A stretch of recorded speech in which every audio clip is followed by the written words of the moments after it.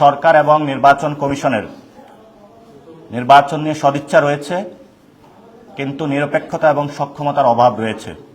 আজকে সরকার এবং নির্বাচন কমিশনকে ধন্যবাদ এবং স্বাগত জানাচ্ছি যে তারা ইলেকশনের তফসিল ঘোষণা করেছে। আগামী 12ই ফেব্রুয়ারিতে বাংলাদেশ একটি সুন্দর নির্বাচন দেখতে যাচ্ছে।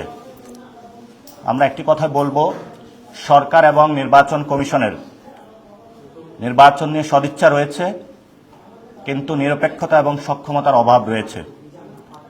আপনারা জানেন, নারায়ণগঞ্জে আমাদের 3 জনকে ছুরিকাঘাত করা হয়েছে। ঢাকা 2-এ এনসিপি নিউজ করার জন্য একজন সাংবাদিককে মারধর করা হয়েছে।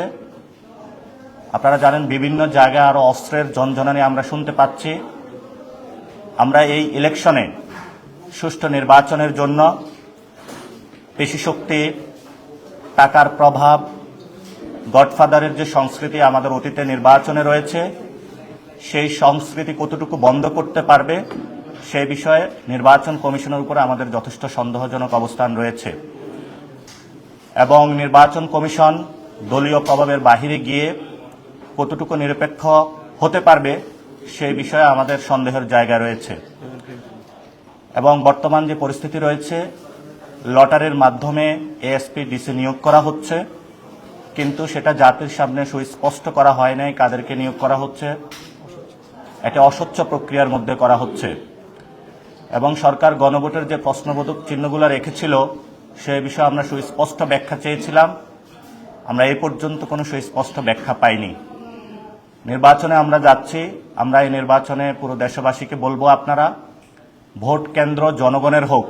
ভোট কেন্দ্র কোনো দলীয় গুন্ডা বাহিনী, সন্ত্রাসী, চাঁদাবাজি, যারা দুর্নীতি, মানি লন্ডারিংয়ের সাথে যুক্ত, তারা ভোট কেন্দ্রগুলো দখল না করুক।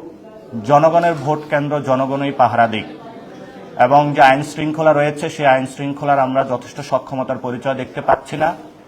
এবং আমরা এও বলে আসছি, বর্তমান যে নির্বাচন কমিশন রয়েছে তাদেরকে একটি পুনর্গঠনের কথা, কিন্তু তাদের অধীনে নির্বাচন আয়োজন হতে যাচ্ছে। তারা অনেক উদ্যোগ নিয়েছে প্রবাসী ভোটাধিকারের বিষয়ে, আমরা সেগুলোকে স্বাগত জানাচ্ছি। এবং পুরো বাংলাদেশে জনগণের যে দেওয়ালগুলো রয়েছে, রাষ্ট্রীয় যে প্রতিষ্ঠানগুলো রয়েছে, একটি পোস্টারের অপসংস্কৃতিতে ভরে গিয়েছে।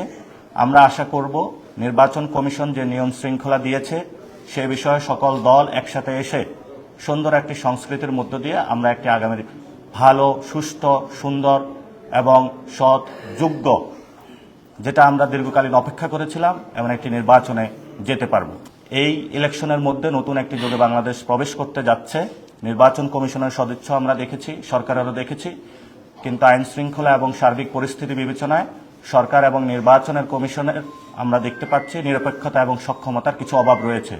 আশা করব সরকার সেই বিষয়গুলো কাটিয়ে উঠে বাংলাদেশকে একটি সুন্দর নির্বাচন উপহার দিবে।